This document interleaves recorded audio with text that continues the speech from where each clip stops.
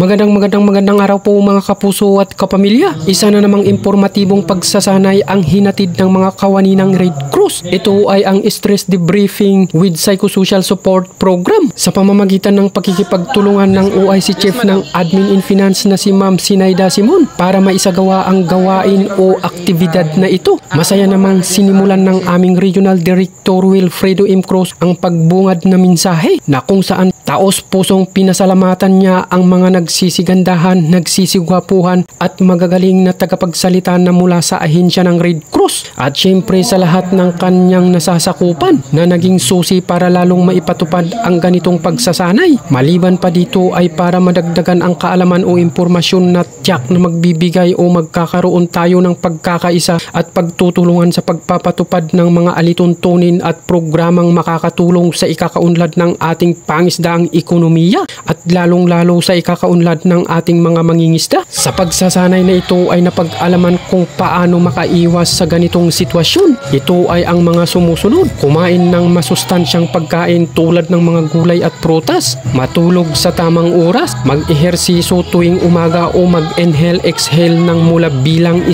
hanggang 10 at higit sa lahat ang manalangin tayo sa ating mahal na Panginoon dahil iyan ang totoo na madalas nangyayari sa ating buhay na kung kailan may dinaramdam ay doon pa lang tayo lumalapit sa ating may kapal.